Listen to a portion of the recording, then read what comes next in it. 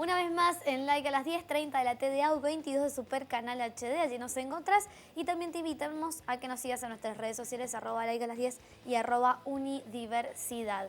Y este programa, bueno, tiene de todo, hablamos de muchas cosas y entre otros sobre salud. Ayer estuvimos hablando sobre gastritis, cómo cuidarnos, ¿sí? Qué alimentos comer, qué alimentos no comer con esta enfermedad, y ahora vamos a seguir hablando de salud. Vamos a hablar de la esclerosis lateral amiotrófica, por eso está con nosotros Miguel Dafra, médico neurólogo clínico, es profesor asociado del área de neurología clínica y quirúrgica de la Facultad de Ciencias Médicas de la Universidad Nacional de Cuyo. Miguel, ¿cómo le va? Muy buenos días y gracias por sumarse a Like a las 10. Buen día para todos. Gracias por el contacto. No, gracias a usted, bueno, por estar aquí presente, brindarnos parte de su tiempo. Le contamos a la gente que el día de ayer, 21 de junio, se conmemora el Día Mundial de la Lucha contra la Esclerosis Lateral Amiotrófica, más conocida como ELA. Y Miguel, arrancar por lo principal, que es preguntarle, bueno, ¿de qué se trata esta enfermedad? Miguel, creo que lo hemos Bueno, es una perdido. enfermedad o sea, está dentro de las llamadas. Sí, escucho. ¿Escucho? Está bien, ahí lo Escucho, recuperamos. sí. Adelante, Miguel, lo escuchamos. Hola.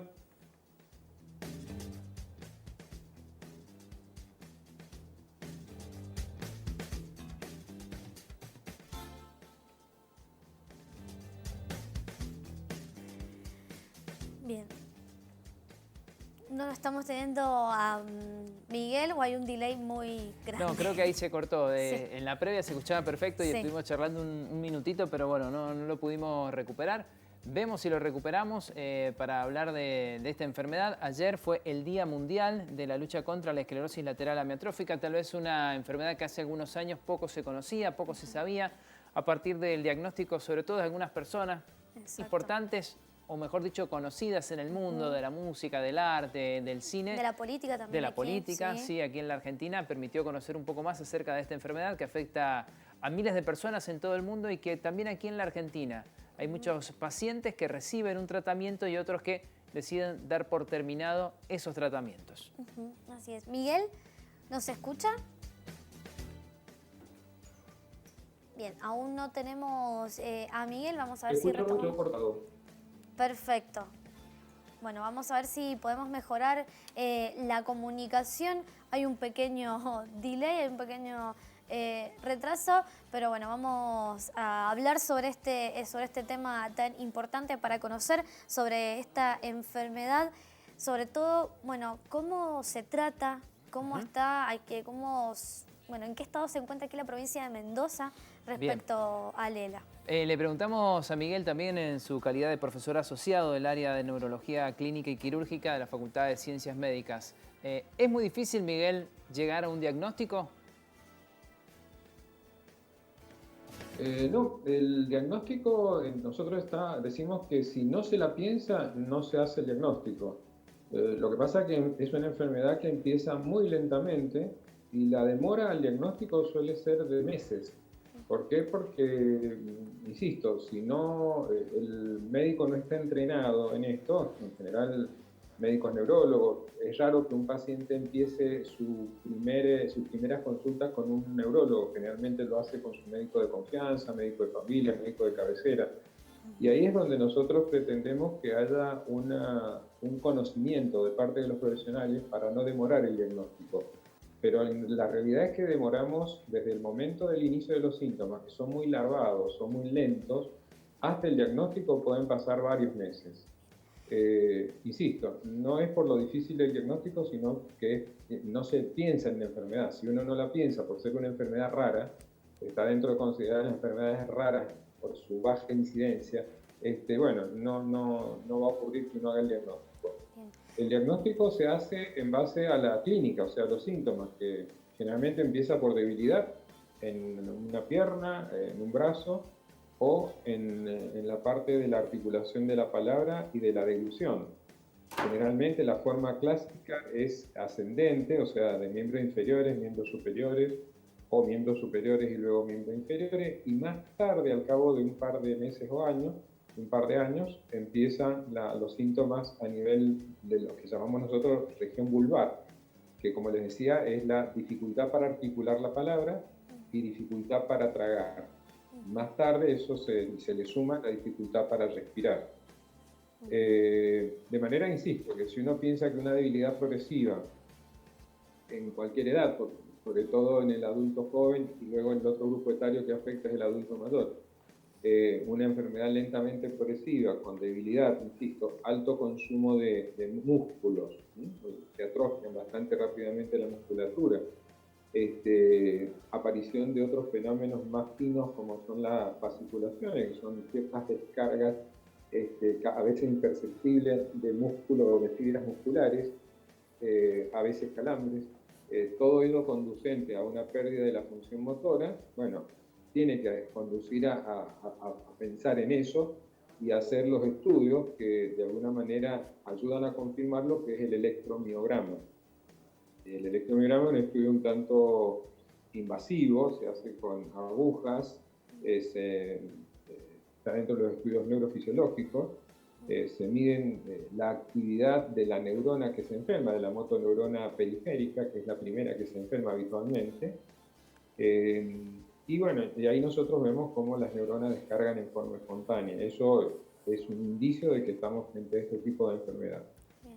Más tarde se enferma la motoneurona superior, la motoneurona del cerebro, y bueno, por eso decimos que la ELA es enfermedad de motoneuronas. O sea, se enferman los dos grandes grupos de motoneuronas de que disponemos. Una la medular y la de los pares craneales, y la otra es la motoneurona superior, la del comando superior del movimiento. Miguel, en esa instancia, está todo... Sí. Miguel, ¿por qué motivo se da esta esclerosis y en qué se diferencia con otro tipo de esclerosis que conocemos también? Bueno, siempre se la confunde con esclerosis múltiple, porque las dos empiezan con esclerosis. Estos términos provienen de hace mucho, del siglo XVIII, cuando la ciencia, la neurociencia empezó a crecer, y bueno, no había otra forma de hacer diagnóstico que post-mortem, digamos, haciendo la anatomía patológica. Y se veía que, bueno, todo lo que es atrofia o todo lo que es degeneración, y esta es una enfermedad degenerativa, tiene finalmente digamos, el sistema nervioso adopta un carácter, un color distinto al del orbital, y por eso lo de esclerosis. Pero esta es una enfermedad degenerativa, o sea, donde claramente en forma rápida la vitalidad del sistema nervioso empieza a perder su funcionalidad. Pero es distinta a la esclerosis múltiple. La esclerosis múltiple, si bien es enfermedad rara también, es mucho más frecuente que la esclerosis lateral amiotrófica, ¿sí? La esclerosis lateral amiotrófica no tiene una causa conocida. Tiene un mecanismo degenerativo, sí, pero no tiene causa conocida. Y como todas las enfermedades degenerativas, tiene dos vertientes. Una hereditaria, que es la menos probable, o sea, siempre en las enfermedades degenerativas hay una vertiente hereditaria, que no pasa del 2 al 3%, y el resto es esporádico. Esporádico, que significa y que es al azar. Claro. Lamentablemente, como decimos siempre, al que le toca, pero no hay factores epidemiológicos que nos lleven a decir, bueno, por este y este factor, la resultante es la esclerosis lateral amiotrófica.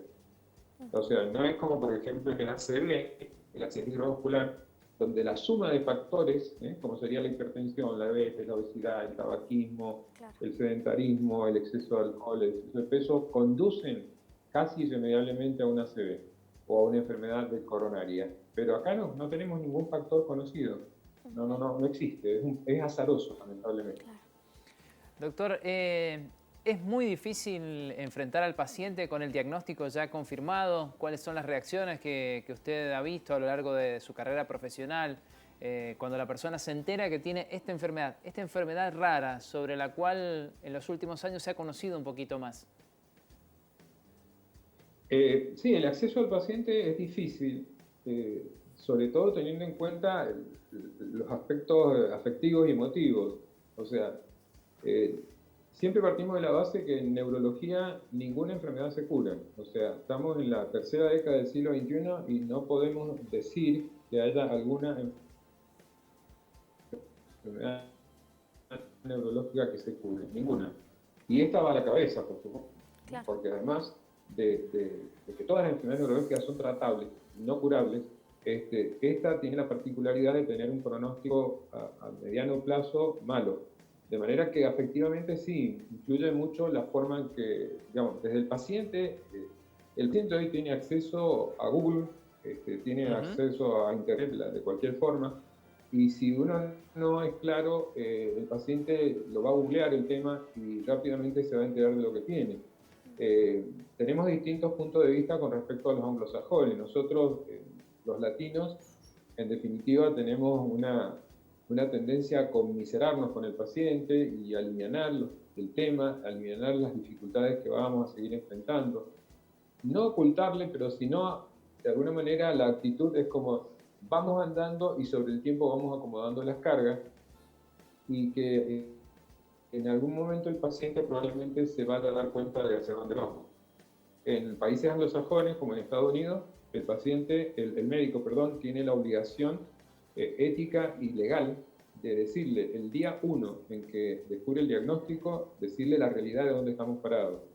Bien. Por supuesto, ahí la parte emotiva no se tiene en cuenta, sí se tiene en cuenta lo legal y se tiene en cuenta en otros factores que la latinidad nuestra no nos permite, ¿no? Pero es difícil, es un momento difícil para el nefrólogo y es un momento tremendamente difícil, sobre todo para el paciente. Bien. ¿Hay estadísticas aquí, doctor, en la provincia sobre esta enfermedad?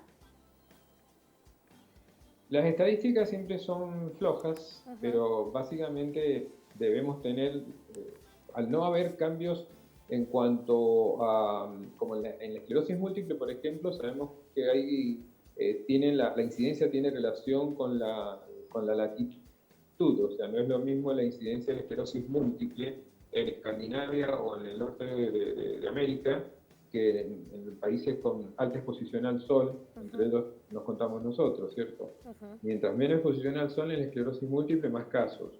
Tan es así que en Escandinavia hay 200, 300 casos por cada 100.000 habitantes y nosotros tenemos entre 20 y 30. En ELA no existe esta diferencia, está diseminada por todo el mundo y no hay estas diferencias de latitudes. Bien. Entonces, si bien no tenemos estadísticas propias, sí conservamos la misma proporcionalidad que en el resto del mundo. Y se calcula que para una provincia de Mendoza, como Mendoza, por la población que tiene, anualmente se pueden llegar a diagnosticar entre 15 y 20 nuevos casos por año. O sea, en principio es uno cada 100.000 más o menos. Claro. Por eso decimos una enfermedad rara. Bien.